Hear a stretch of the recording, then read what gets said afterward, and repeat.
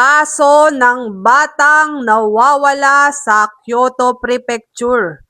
Nagkakaroon na ng linaw at may nakitang bangkay ngayong araw, guys. Ayan.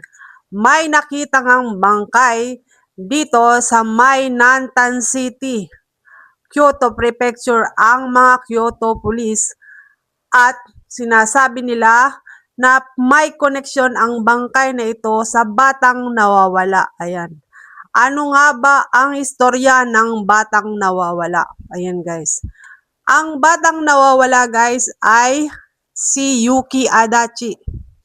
Siya ay nag-aaral sa may Sonobe Elementary School at isa siyang grade 6 student, 11 years old. Ayan.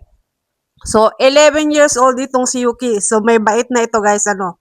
Ang sabi ay inihatid raw ito ng kanyang ama or amahan sa malapit sa school. Ayan, sa malapit sa school ha. Pero guys, walang ipinapakita dito sa mga news na doon sa malapit sa school na yon kung may CCTV o wala. Ayan. Walang ipinapakitang CCTV footage ang mga pulis mula nang mawala ang bata. Mula nung March 23 hanggang sa ngayon na may nakitang bangkay sa may kagubatan na yan, guys. Sa may kagubatan na yan, nakita ang isang bangkay ng bata.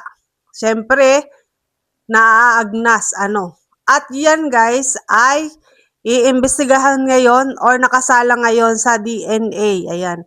Hindi pa naman naglalabas ang Kyoto Police kung tumutugma nga ang DNA ng nakuhang bangkay sa batang nawawala. Pero wala naman kasing ibang nawawalang bata, kundi yan, kundi yang si Yuki Adachi na 11 years old nga, na inihatid nga ng kanyang ama-amahan noong March 23 at mula noon ay hindi nakita.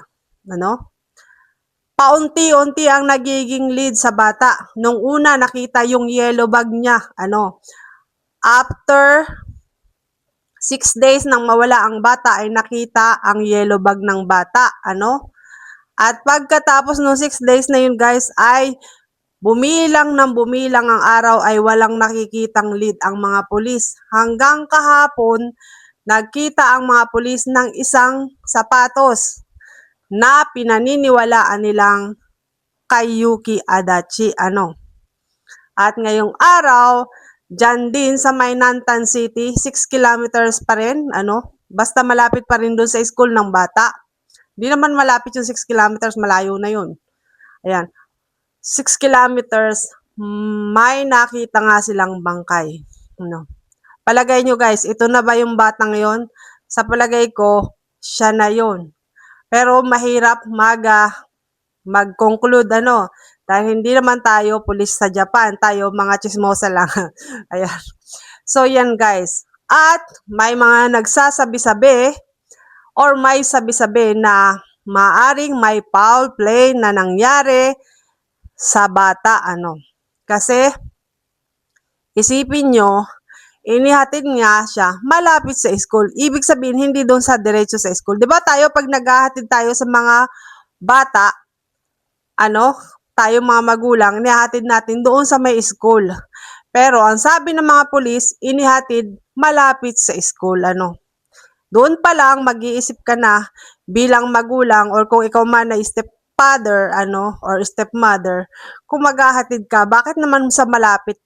Bakit hindi direkta sa school, At sa nakikita ko, posible, dahil alam din nung may gumawa na walang camera, So, yun, i-drenap niya kung saan ng bata, kung ano man ang ginawa, So, ngayon, malalaman natin ang update ng mga pulis kung ano ang tunay na nangyari.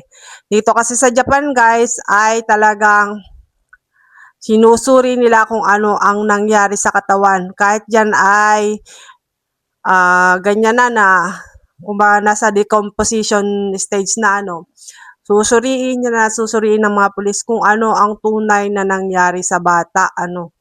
Kawawa naman kasi ang tagal na niyang nawawala, guys. 23 I think pang 22 days ngayong araw na ito, ano.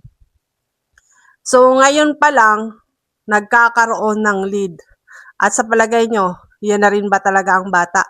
At sa palagay nyo, guys, yung bang stepfather o ama-amahan ba talaga ang may kagagawan? So mahirap tayo mag-conclude pero tignan natin, ano? Abangan natin ang susunod na kabanata.